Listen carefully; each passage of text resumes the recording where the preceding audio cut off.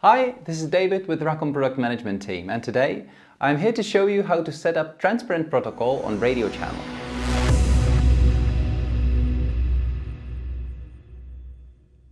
Radio protocol, or medium access protocol, is the single most important parameter when setting up your radio network, because it is responsible for directing traffic in your radio network.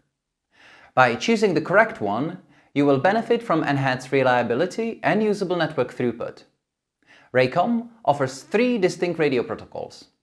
This unmatched flexibility allows RIP-X radios to be efficiently used in a wide variety of scenarios. Transparent protocol is the easiest one to configure and use. Very basically, it transmits everything it receives on Ethernet or serial ports and leaves traffic control on radio channel to the application. It does, however, ensure data integrity and allows use of repeaters.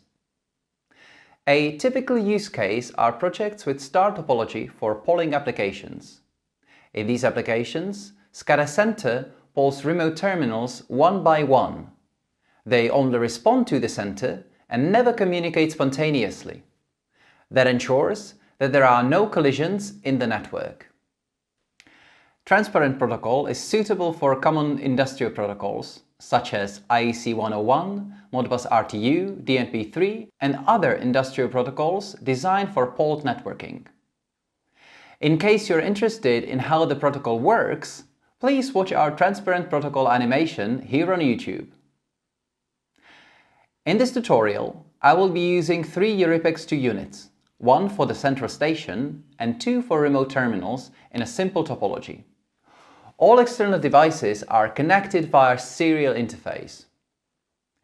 In case you're not sure how to access the unit and change configuration, please watch our power-up tutorial.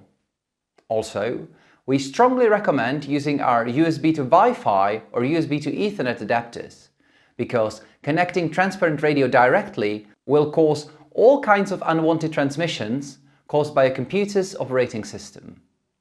Let's start.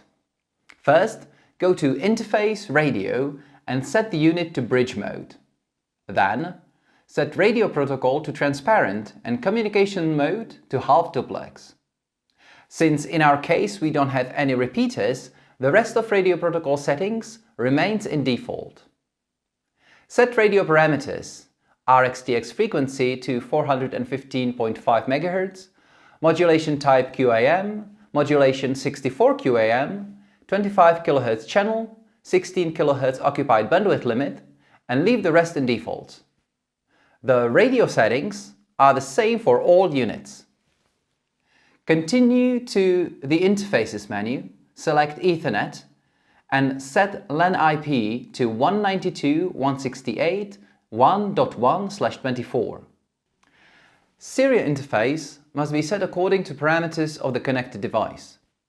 Our application in Central PC is using baud rate of 115,200, so we will set it as an example. Since the protocol on radio channel is transparent, you can set protocol on serial interface also to transparent. The configuration is complete now, but it needs to be sent and applied to the unit. Go to the top right corner and click on the Changes button. Review the changes and then click on Send Changes button and wait until changes are applied. The next 2 units will be set the same way as the first one. We will only need to change Ethernet IP addresses to 192.168.1.2 and 3, and if needed, adjust serial port settings. Now you can connect your RTUs to RIP-X units and bench test your application. If you'd like, you can test the connection between RIP-X units using the Ping tool from Diagnostics menu. And that is all. I recommend watching our other RIP-X videos like base-driven and flexible protocol tutorials to get a complete overview of what is possible with the RIP-X2 radio modem. Also, don't forget to like and subscribe to our channel. Thank you for watching and have a great day!